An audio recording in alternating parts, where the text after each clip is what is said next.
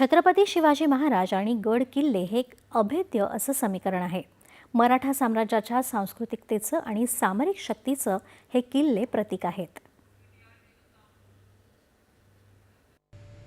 युनेस्कोनं रायगड, राजगड, प्रतापगड, पन्हाळा, शिवनेरी, लोहगड, साल्हेर, सिंधुदुर्ग, सुवर्णदुर्ग, विजयदुर्ग, खांदेरी असे महाराष्ट्रातले 11 किल्ले आणि तामिळनाडूतल्या जिंजी अशा एकूण 12 किल्ल्यांना जागतिक वारसा स्थळाचा दर्जा बहाल केला आहे.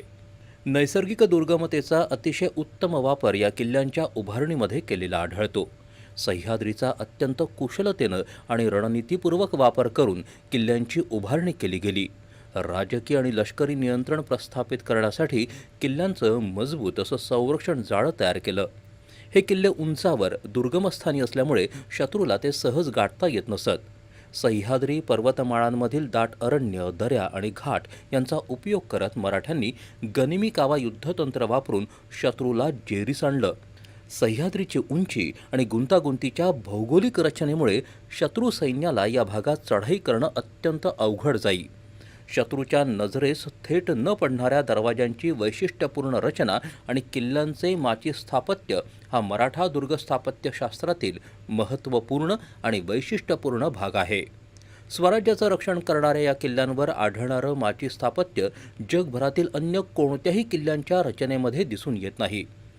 माची रचनेस अनेक वेळा तटबंदी, बुरुज, दरवाजे आणि खंदकांनी सुरक्षित केलेलं असतं. माची स्थापत्य म्हणजे गडाच्या सुरक्षिततेचा आणि युद्ध कौशल्याचा मुत्सद्दी नीतीनं रचलेला भाग आहे. या वैशिष्ट्यपूर्ण अद्वितीय वैश्विक मूल्यांमुळे या किल्ल्यांना जागतिक वारसा म्हणून स्वीकारण्यात आला आहे.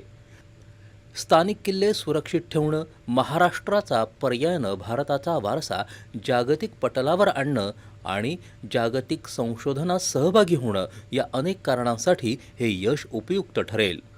युनेस्कोच्या दर्जामुळे गडकिल्ल्यांचं संरक्षण करण्याच्या प्रयत्नांना अधिक बळकटी तर लाभेलच, त्यासमवेत पर्यटन आणि स्थानिक अर्थव्यवस्थेला मोठी चालना मिळेल. छत्रपती शिवाजी महाराजांनी घडवलेली ही दुर्ग संपदा म्हणजे केवळ वास्तुशिल्पाचा नमुना नव्हे, तर तो महाराष्ट्राच्या शौर्याचा आणि रयतेच्या कल्याणार्थ झटणाऱ्या संस्कृतीचा वारसा आहे. विधान परिषदेत काल महाराष्ट्र विशेष जनसुरक्षा